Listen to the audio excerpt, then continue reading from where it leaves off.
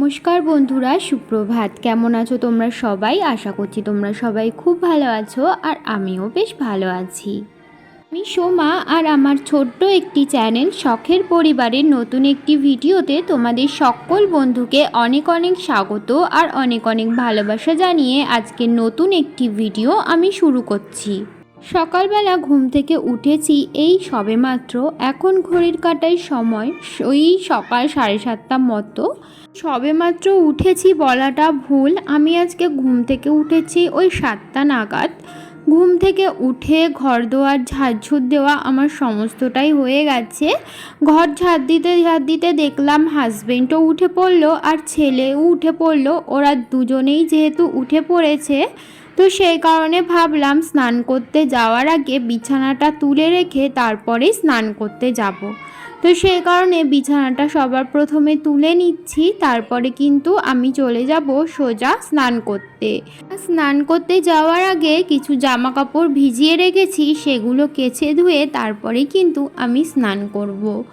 আর এই যে বিছানার চাদরটা যতক্ষণ এইভাবে টান টান করে না পাতা হচ্ছে, ততক্ষণ মনে হয় যেন ঘরটা একদম অগোছালো। ঘর যতই গুছাই না কেন, বিছানা যদি অগোছালো থাকে তাহলে কিন্তু পুরো ঘরটাই মনে হয় অগোছালো। তো যাই হোক, বিছানা তোলা আমার হয়ে গেছে। বিছানা তুলে আমি কিন্তু সোজা স্নান করতে চলে গেছিলাম। স্নান করে চলে এসেছি, আর স্নান করে আসার পর আমি একটুখানি মুখে ক্রিম লাগিয়ে নিচ্ছিলাম আর গায়ে হাত পা একটু লোশন লাগিয়ে নিচ্ছিলাম। আমার সারাদিনের স্কিন কেয়ার বলতে এইটুকুনি।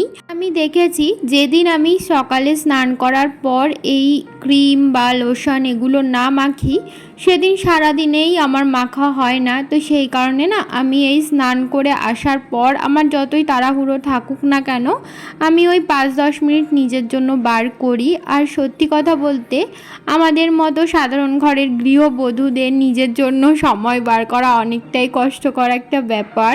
আর সত্যি কথা, হাতে সময় থাকলেও না অনেক সময় ইচ্ছাও করে না যে নিজের জন্য এটা করি ওটা করি। তো যাই হোক, আমি কিন্তু তারপরে চলে গেছিলাম একটুখানি রান্নাঘরে, ছেলের জন্য খাবার রান্না করে ওকে খেতে দিয়ে তারপরে চলে এসেছিলাম পুজোর ঘরে। আর পুজোর সমস্ত কিছু আমি গুছিয়ে নিয়েছি। এখন ঠাকুরের জন্য একটা আম কেটে নিয়েছি, আর মিষ্টি আনা হয়েছিল, তো সেই মিষ্টিটাই কিন্তু সমস্ত বাটাতে আমি দিয়ে দিচ্ছিলাম। তারপরে এক এক করে গ্লাসে জল দিয়ে দিচ্ছিলাম। আর আজকের বারটি ছিল রবিবার, তো রবিবার দিন সকাল সকাল কিন্তু আমি পুজো করে নিয়েছি। সকাল সকাল বলতে তাও পুজো করতে করতে 9:30-10টা প্রায় বেজেই গেছিলো। তো এই তো আমার না সকাল সকাল যদি পুজো করাটা হয়ে যায় তাহলে আমার মনটা অনেকটাই শান্ত লাগে, মনে হয় দিনের অনেকটাই কাজ আমি করে ফেললাম। তো এই তো ঠাকুরের আসনে যেই ফুলগুলো দেখতে পাচ্ছ, সমস্তটাই কিন্তু আমাদের গাছের ফুল। আর গাছের ফুল দিয়ে ঠাকুরের আসন সাজানোর মধ্যে যেই ব্যাপারটা আছে না, সেটা বাজার থেকে কিনে আনা ওই ফুলের মধ্যে সেটা থাকে না। আমাদের না কয়েকটা লাল ফুলের গাছ লাগাতে হবে। সব সময় সব আসনে না সাদা ফুলটা দেওয়া যায় না। যেমন ধরো লক্ষ্মীর আসনে সাদা ফুলটা ঠিক মানায় না, কিন্তু কি বলতো,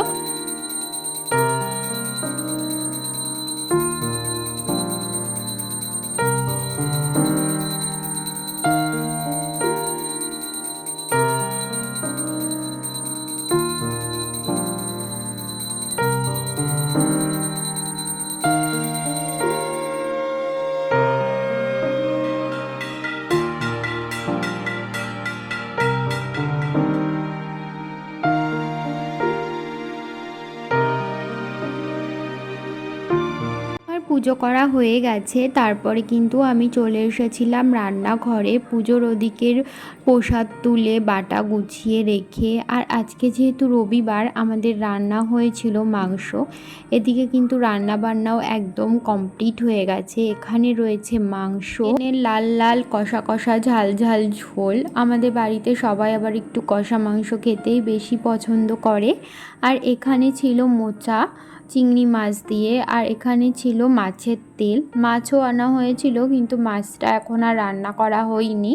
মাছটা রাত্রেবেলা রান্না করা হবে, যেহেতু দাদু ঠাম্মা এসেছে, তো সেই কারণে আর কি। সকালে মাংসটা হয়েছে, রাত্রে তো আর এই মাংসতে হবে না, তো রাত্রেবেলা মাছের ঝোলটা রান্না করা হবে।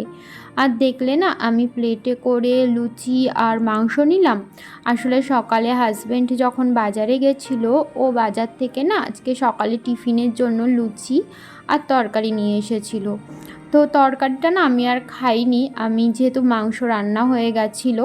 সবাই সকালবেলা খেয়ে নিয়েছিল, কিন্তু আমি যেহেতু ওদিকে পুজো দিচ্ছিলাম, তাই আমি আর খাইনি।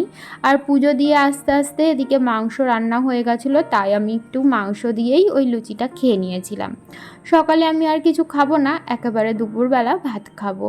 তো ওটা খেয়ে তারপরে কিন্তু আমি লেগে পড়েছি কাজকর্ম করতে। রান্নাঘরের যে কটা এঁটো বাসন ছিল, সেগুলো নিয়ে সবার প্রথমে আমি কলে রেখে এসেছি, ওগুলো সমস্তটাই মাজতে হবে। তারপরে কিন্তু আমি আবারও চলে এসেছি রান্নাঘরে গ্যাস ওভেনটা ভালো করে পরিষ্কার করতে। গ্যাস ওভেনটা ভালো করে পরিষ্কার না করলে একদমই কিন্তু ভালো লাগে না। ঘরের মধ্যে যেমন বিছানাটা পরিষ্কার না করলে একদম ভালো লাগে না, মানে বেডরুমে। আর রান্নাঘরে যদি রান্নাঘর তুমি যতই পরিষ্কার করো, গ্যাস ওভেন যদি নোংরা থাকে, তাহলে কিন্তু রান্নাঘরটা একদমই অগোছালো লাগে দেখতে। তো সেই কারণে না আমি রান্নাঘরে এসে সবার আগে চেষ্টা করি গ্যাস ওভেনটা ভালো করে পরিষ্কার করার। গ্যাস ওভেনটা আমি ভালো করে পরিষ্কার করে নিয়েছি। তারপরে কিন্তু আমি চলে এসেছি এই পাশটায়, মানে ওই সিঙ্কের মধ্যে দেখলে না ঝুড়ি রয়েছে, ওই ঝুড়ির মধ্যে না মাজা বাসন রাখা হয়। তো সেই যেই মাজা বাসনগুলো ছিল, সেগুলো জল ঝরে গেছে, তাই আমি জায়গায় রেখে ওই ঝুড়িটা খালি করে নিয়েছিলাম, যেহেতু আবার বাসন মেজে ওখানে রাখতে হবে, তো সেই কারণে। আর তারপরে দুপুরবেলা না ছেলেকে খাইয়ে দাইয়ে স্নান করিয়ে ঘুম পাড়িয়ে দিয়েছিলাম।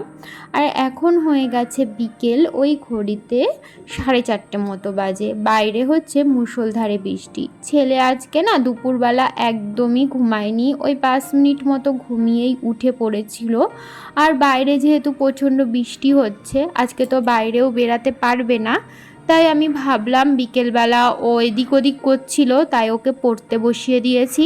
তাহলে সন্ধ্যাবেলা আজকে আর ওকে পড়তে বসতে হবে না। আর যেহেতু দুপুরবেলা ঘুমায়নি, তো সেই কারণে সন্ধ্যাবেলা আবার তাড়াতাড়িও ঘুমিয়ে যেতে পারে। যদিও আমি ওকে আর সন্ধ্যাবেলা ঘুমাতে দেব না, কারণ সন্ধ্যাবেলা ঘুমিয়ে গেলে না রাত্রে আর ঘুমাতে চাইবে না। তো সেই কারণে ওই তাড়াতাড়ি 8:30 9টার মধ্যে খাইয়েই ঘুম পাড়িয়ে দেব, তাহলে একেবারে ও আর রাত্রে উঠবে না। তো সেই জন্যই আমি ভাবলাম যে বিকালবেলায় পড়িয়ে দিই। তো লেখা দিয়ে দিয়েছিলাম ওকে, ও এখন মোটামুটি একা একা লিখতে পারে, তবুও মাঝে মাঝে একটু পাশে বসে একটুখানি এটা ওটা বলে দিতে হয়। কয়েকটা অক্ষর লিখতেও পারে না, তো সেগুলো আবার হাত ধরে ধরে লিখিয়ে দিতে হয়। ওদিকে আমি ওকে লিখতে দিয়ে আমি এদিকে জামা কাপড় ছিল কটা, সেগুলোই কিন্তু ভাঁজ করে নিচ্ছিলাম। তো এই বছরটা কেমন কাটলো বলো তো? বছরটা তো না একদম শুরুর থেকেই কিন্তু বৃষ্টি শুরু হয়ে গেছিলো।